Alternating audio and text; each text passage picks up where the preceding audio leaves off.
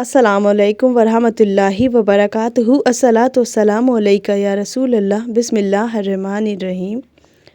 دوستو، اگر آپ نے صلح حدیبیہ کا پہلا پارٹ نہیں دیکھا ہے تو اس کا لنک آپ کو ڈسکرپشن باکس میں مل جائے گا۔ پہلے وہ والا پارٹ دیکھ لیں تاکہ آپ کو یہ واقعہ پورا سمجھ میں آئے۔ اس قول اور قرار نے مسلمانوں کے اندر عجب جوش پیدا کر دیا اور ان میں سے ہر ایک کو شوق شہادت سے سرشار کفار سے بدلہ لینے کے لیے تیار ہو گیا۔ اس بیت کا نام بیت الرضوان ہے۔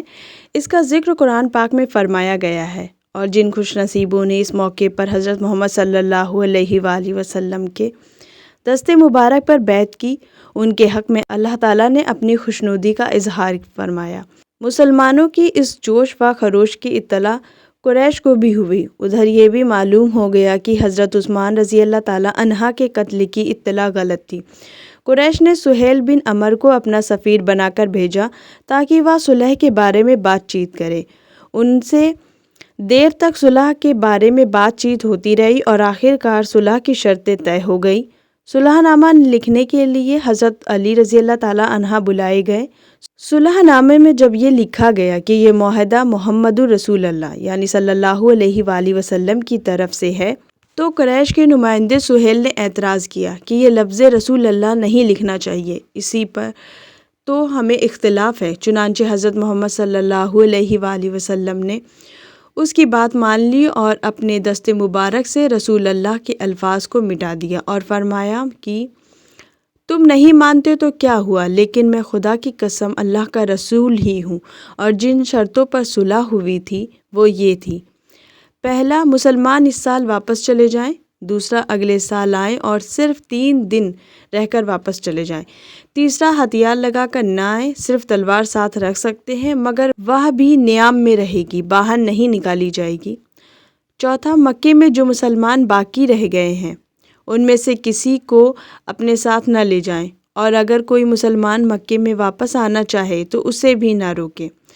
کافروں یا مسلمانوں میں سے اگر کوئی شخص مدینہ چلا جائے تو اسے واپس کر دیا جائے، لیکن اگر کوئی مسلمان مکے میں جائے تو واپس نہیں کیا جائے گا۔ چھٹا، قبائل عرب کے اختیار میں ہوگا اور وہ مسلمانوں یا کافروں میں سے جس کے ساتھ چاہے معاہدہ کر لے۔ ساتواں، یہ معاہدہ 10 سال تک قائم رہے گا۔ ان تمام شرطوں سے بظاہر مسلمانوں کے خلاف تھی، اور ان میں سے صاف ظاہر ہوتا تھا کہ مسلمان نے دب کر صلح کی ہے۔ اسی دوران حضرت ابو جندل رضی اللہ تعالیٰ عنہ کا ایک معاملہ سامنے آیا کہ ابھی صلح نامہ لکھا ہی جا رہا تھا کہ سہیل کے بیٹے حضرت ابو جندل مکے سے کسی طرح بھاگ کر یہاں پہنچ گئے اور بیڑیاں پہنے ہوئے مسلمانوں کے سامنے آ کر گر پڑے۔ سب کو اپنی آپ بیتی سنائی اور بتایا کہ صرف اسلام قبول کرنے کی سزا میں ان کو کیسی کیسی تکلیفیں دی جا رہی تھیں۔ حضرت ابو جندل رضی اللہ تعالیٰ عنہ نے حضرت محمد صلی اللہ علیہ وآلہ وسلم سے درخواست کی، حضور مجھے کافروں کے پنجے سے چھڑا کر اپنے ساتھ لے چلیں۔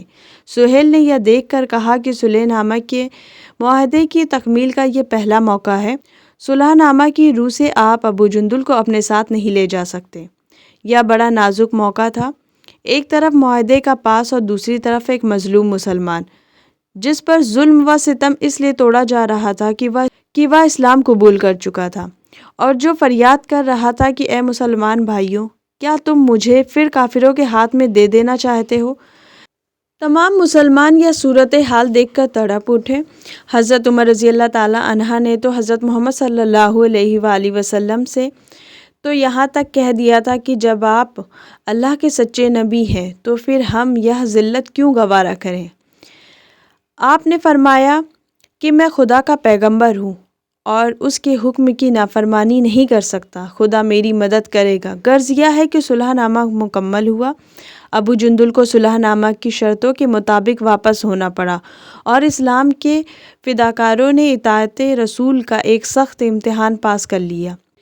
ایک طرف بظاہر اسلام کی توہین تھی، ابو جندل کی حالتیں زار تھیں، اور دوسری طرف رسول کی بے چو و چرا اطاعت تھی۔ حضرت محمد صلی اللہ علیہ وآلہ وسلم نے حضرت ابو جندل سے فرمایا، ابو جندل صبر کرو اور ضبط سے کام لو، خدا تمہارے لیے اور مظلوموں کے لیے کوئی راہ نکالے گا۔